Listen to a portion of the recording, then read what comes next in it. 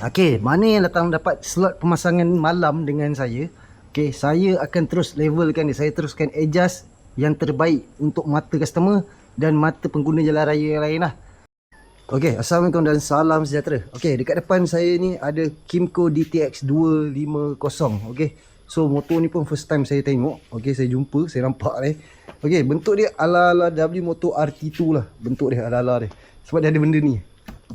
Okey, tapi RT2 dia tinggi sikit lagi tau. Okey, so customer ni datang daripada mana?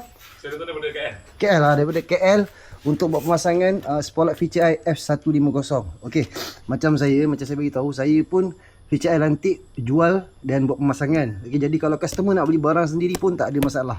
Okey, tapi cuma saya akan letak harga upah pasang saya lah. Bergantung pada motor, kesusahan motor, harga dia berlainan sikit lah. Okey, so customer ni dia dah siap dengan datang dengan apa orang kata? Crash bar. Okey. So crash bar ni yang biasa kalau macam ni kan, dia mesti ada bracket macam ni. Kalau tak boleh pasang. Kalau boleh pasang pun kena cek bracket lain. Okey, itu yang paling utama lah untuk crash bar jenis macam ni. Itu yang saya tanya balik customer, dia ada ke tak ada. So dia ada. Okey. Baru boleh pasang. Okey. So macam saya bagi tahu, pemasangan dengan saya tak ada pemotongan wayar, tak ada curi karen, mengikut spesifikasi. Okey, kalau terjadi apa-apa masalah, dia akan berlaku dekat spotlight saja. Okey, spotlight ni. Okey, dia tak akan berjangkit dengan motor. So boleh tengok video-video yang saya repair, video-video yang spotlight ada masalah. Bukan kita kata brand ni tak bagus. Macam biasa saya beritahu, kalau kita beli TV yang harga 10,000 pun, komputer 10,000, dalam 10 mesti ada satu yang problem. Okey. So kita tak salahkan brand. Tapi yang branded ni lah.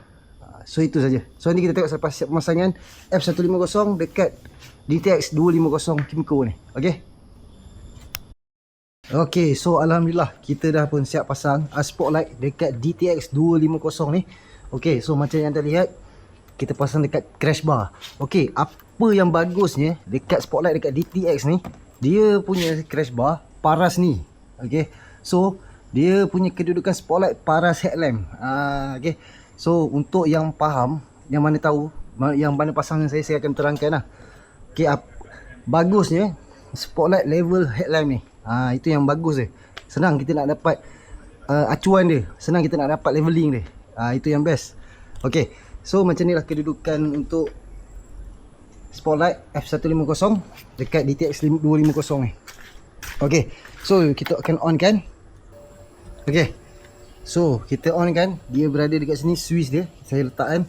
Okay, sebab customer ni dah pasang grip lain, so saya tak boleh nak masukkan yang bracket yang lagi satu tu. Okay, so kita on je, dia terus ada daylight, dia running light dia. Okay, daylight dia pun warna kuning untuk customer ni pilih rasanya. Okay, so macam ni lah keadaan dia. So nanti kita akan buat video dekat luar. Okay, video dekat luar kita akan tunjukkan suluhan dia macam mana. Okay, so kita akan on. Okay, dia ada 3 mode untuk single mode. Kuning, putih dan putih kuning. Okey, nampak Okey, lepas tu dia ada flasher. Okey, nampak? Okey.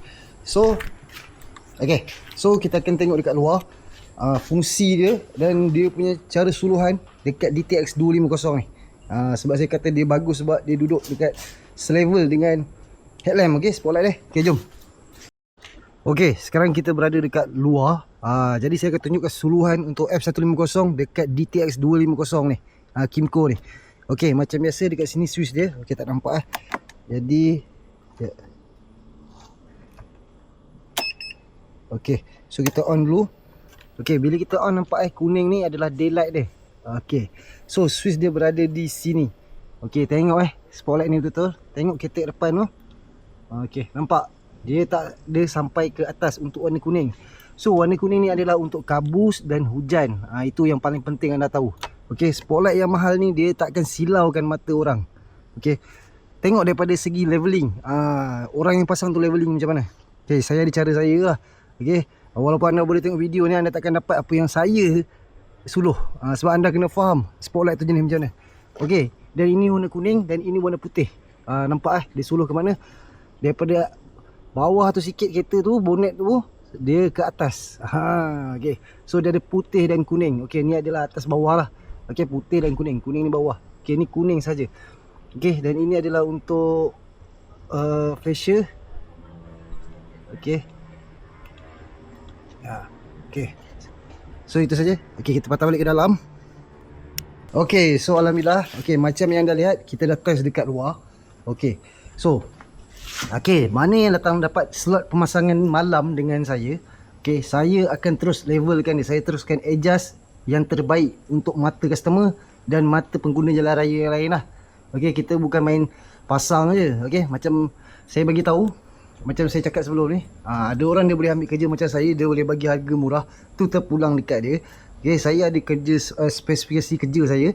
Okey, jadi saya punya kerja tak ada potong wire. Saya akan adjustkan yang betul-betul kena dengan mata, dan saya ada servis saya servis saya yang saya bagi adalah yang mantap. Okey, insya-Allah yang mantap. Okey, kita faham cara kerja yang kita buat. Okey, bukan setakat pasang 3 wire. Okey. So saya tak kisah mana yang cakap saya mahal ke apa. So cara servis saya bagi yang terbaik lah untuk customer saya. Okey, so itu saja untuk Kimco DTX 250 kali ni. Okey, customer ni daripada KL Setapak. So inilah yang dipasang dekat DTX 250. Jadi kepada anda di sana yang berminat nak pasang apa-apa aksesori berkaitan elektrikal, boleh terus kontak saya dekat nombor yang tertera. Okey, ciao.